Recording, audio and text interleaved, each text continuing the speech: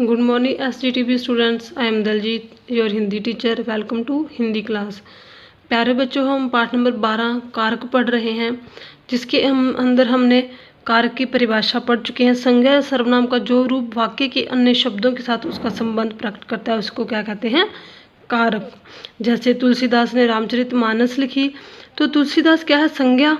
तो इसका वाक्य के अन्य शब्दों के साथ संबंध किसने बताया? ने।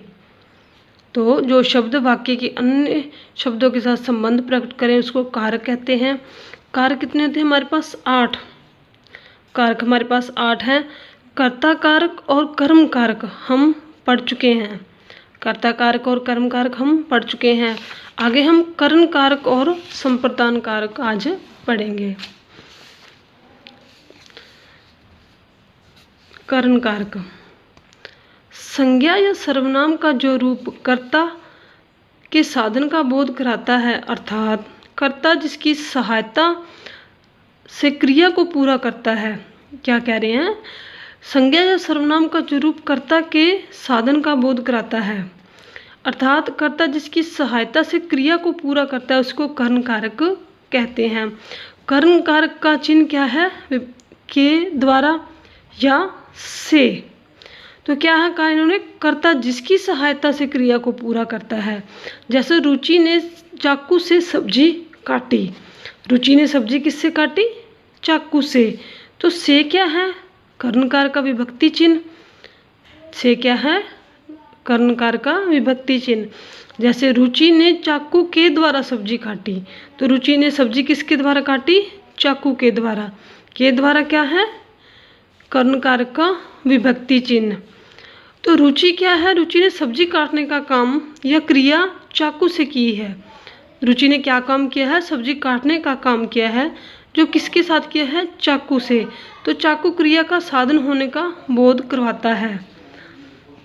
तो इन्होंने परिभाषा में क्या बताई थी? संज्ञा या सर्वनाम का जो रूप कर्ता के साधन का, यानी कि काम करने के साधन का बोध कराए कि किसके द्वारा कोई काम किया जा रहा है, तो उसको क्या कहते हैं? करण कारक कहते हैं। जैसे राम ने रावण को बाण से मारा।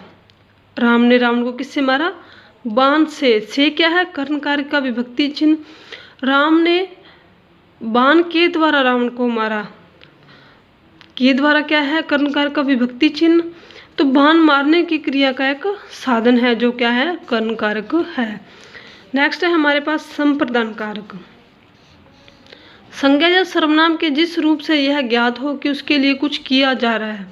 संज्ञा या सर्वनाम के जिस रूप से हमें यह पता चले कि उसके लिए कुछ किया जा रहा है अथवा उसे कुछ दिया जा रहा है, उसको संप्रदान कारक कहते हैं। इसके चिन्ह क्या आता है? को या के लिए। इसके चिन्ह क्या है? को या के लिए। जैसे राजा हरिश्चंद्र ने ऋषि विश्वामित्र को अपना राज्य दे दिया। तो राजा हरिश्चंद्र ने क्या किया? किसी को कुछ दिया। यहाँ क्या है ना, किसी के लिए कुछ किया जा रहा है या किसी को कुछ दिया जा रहा है।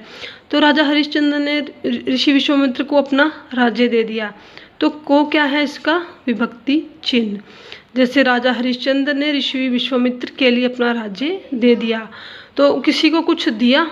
जैसे राजा हरिश्चंद्र ने ऋषि विश्वामित्र को क्या दिया? अपना राज्य दे दिया। तो के लिए अपना राज्य दे दिया। किसके लिए दिया? ऋषि विश्वामित्र के लिए। तो के लिए क्या है? संप्रदान कारक का विभक्ति चिन्ह। जैसे सूर्यकांत त्रिपाठी ने लाला जी ने भिखारिन को या के लिए भोजन दिया। सूर्यकांत त्रिपाठी ने कोई काम किया है, किसी को कुछ दिया है।